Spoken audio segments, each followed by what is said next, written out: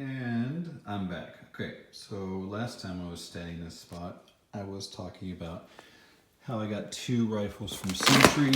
The first one we saw, the Garand, and now we'll take a look at the second one. This one will not be as extensive as the first. I don't think it's going to be as interesting to some folks. Yeah, neither to this guy right here. But figured, I'll give you a show and see where we go from there. All right, let's take a look. Okay, so you guys ready to take a look at what else I got from Century? This one was also an impulse. Price was okay, so I figured, yeah, why not? So let's see if you know what this is. Maybe we'll know by the fine workmanship, or the pristine condition this rifle is in. Those beautiful scratches. Artisan work right there. Okay, the grime, years of grime and history.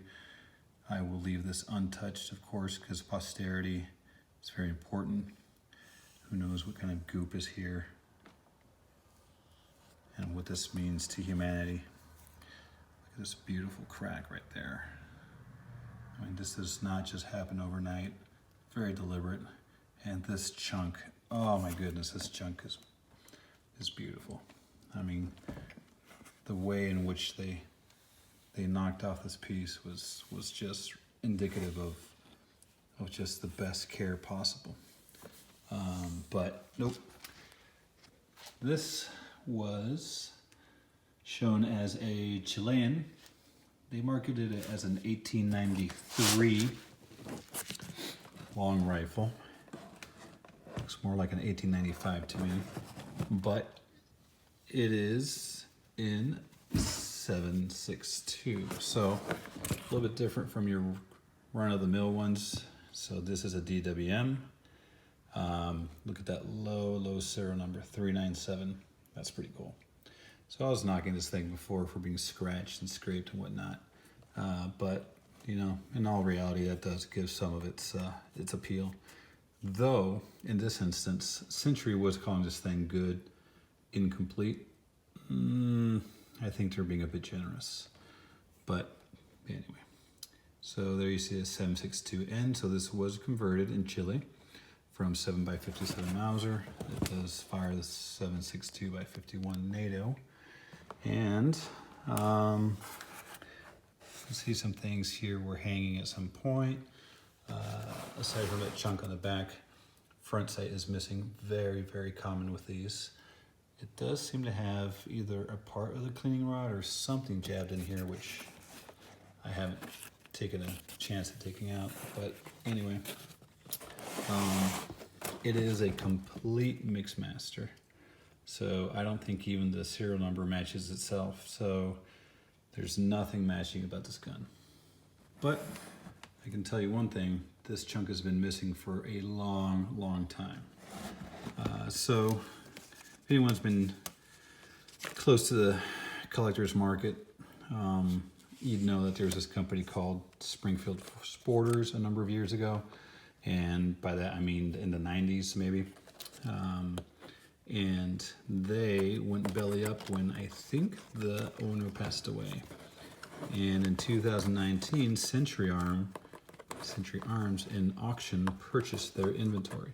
So whenever you see an old surplus gun with this aluminum tag on it, right there, it's a pretty good indication that it's a Springfield Sporters gun. Now, like I was saying, this thing's not matching, but for the price, I figured, why not? Now, a couple months ago, I took a gamble on another one that they had listed, and that one was a 1895 Loewe. So this one, they're calling it 1893 DWM. I am honestly not sure of the difference if there is one, but what I can tell you is that one they sold to me as an antique. This one they did not. Just had to come on my own FFL. But aside from that, as far as I can tell, this came even from maybe the same pallet of guns, just because they had all these things stacked up. So anyway, I did fire the 1895 Loewe that I first received, and that one is a pretty freaking sweet shooter. If you've not fired one of these long Mauser rifles, you really should. I mean, there are very few experiences in the shooting world that replicate it or equate it, just because of the recoil impulse. No matter how trashy these things may look, the bolt and the action usually is very, very smooth. It's a great gun to shoot. So that's it's always a lot of fun. So yeah, so with this thing, my next step is to just clean it up, take a rag to it, maybe get some Croil, get this crap out. I'm gonna think about whether I actually get the replacement front sight for this. Main reason being just time. And then in terms of this chunk that's missing back here, we'll see.